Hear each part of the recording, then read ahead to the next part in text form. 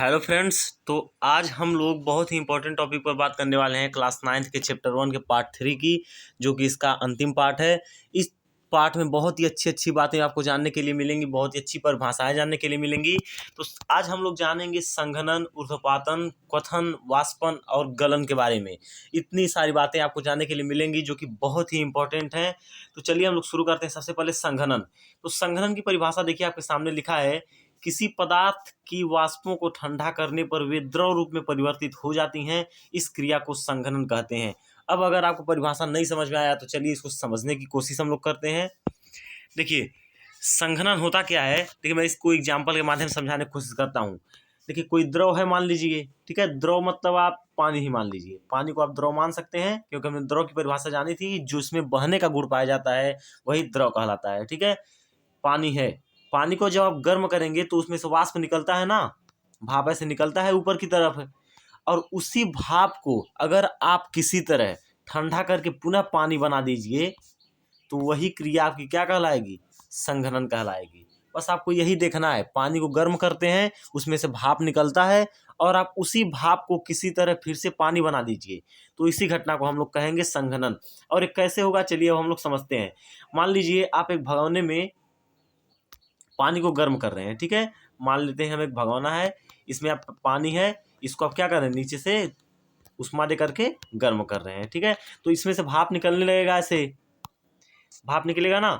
और इसी भाप के ऊपर अगर आप एक यहाँ पर प्लेट लगा दें, प्लेट लगा देंगे तो आप थोड़ी देर के बाद देखेंगे जो भाप गया है इस पे चिपक के ऐसे द्रव की बूंदों के रूप में वह चिपक जाएगा।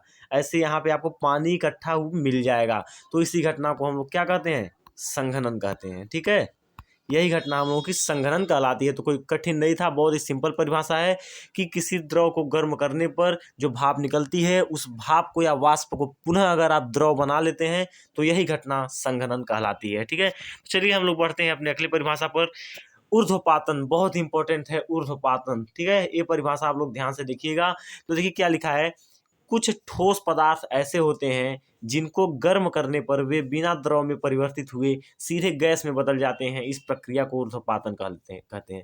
सबसे पहले तो मैं आपको बता दूं कि जब किसी भी ठोस को गर्म किया जाता है, किसी भी ठोस को, तो वह किसमें परिवर्तित होता है? पहले द्रव में परिवर्तित होता है और उसके बाद वह किसमें परिवर्तित होता है? गैस में। लेकिन इसमें सब उल्टा है, ठीक है।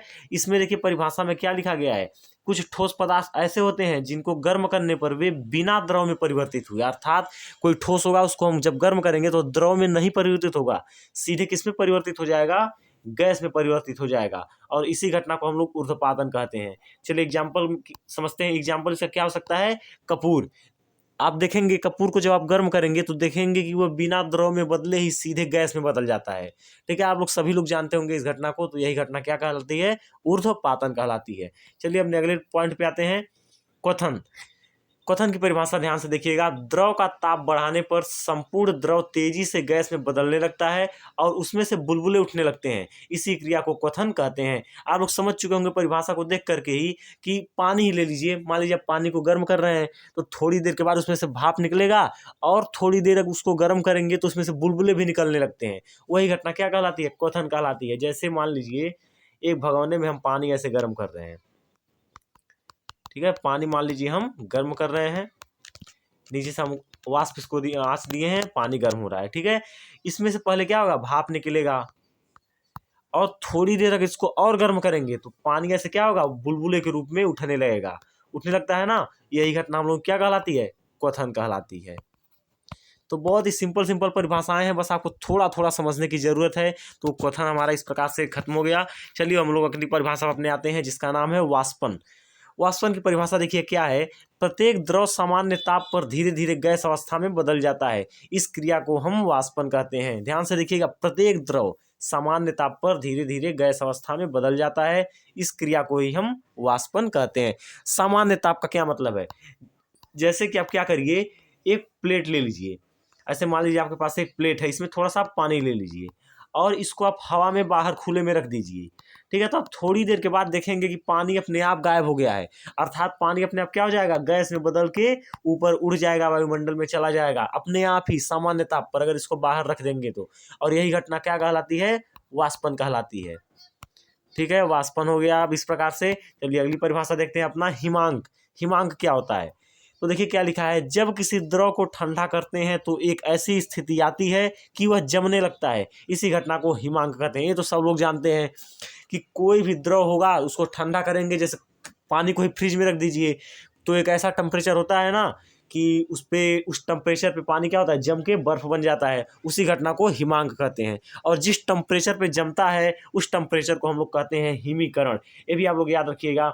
मान लीजिए पानी है, पानी अगर मान लीजिए आपका 4 डिग्री सेंटीग्रेड पे जम गया, ठीक है, तो 4 डिग्री सेंटीग्रेड पे अगर पानी जम गया तो वही 4 डिग्री सेंटीग्रेड उस पानी का हिमीकरण कहलाएगा।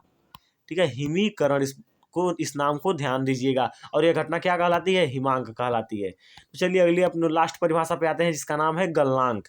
तो देखिए गलनांक क्या होता है, जब किसी ठोस को गर्म करते हैं तो एक ऐसी स्थिति आती है कि वह गलने लगता है, इसी क्रिया को गलनांक कहते हैं। ये तो बहुत ही सिंपल है। जैसे मान लीजिए आप बर्फ का टुकड़ा ले लीजिए, मान लीजिए ये आपका बर्फ का टुकड़ा है, ठीक है, इसको जब आप गर्म करेंगे तो ये गलने लगेगा और गल के क्या बन जाएगा? पानी बन जाएगा। ठीक है, इसी घटना को हम लोग क्या कहते हैं? गलनांक कहते हैं, गलनांक। ठीक है, देखिए तो बहुत ही सिंपल सिंपल परिभाषाएं थी। अगर आप वीडियो को पूरा ध्यान से देखेंगे तो बहुत ही अच्छा लगेगा आपको। आप जितनी परिभाषाएं इसमें बताई गई हैं सभी को अपने नोट्स बना के उसमें लिख लीजिए ताकि आपको याद भी रहे। मिलते हैं अगली वीडियो में, तब तक के लिए धन्यवाद।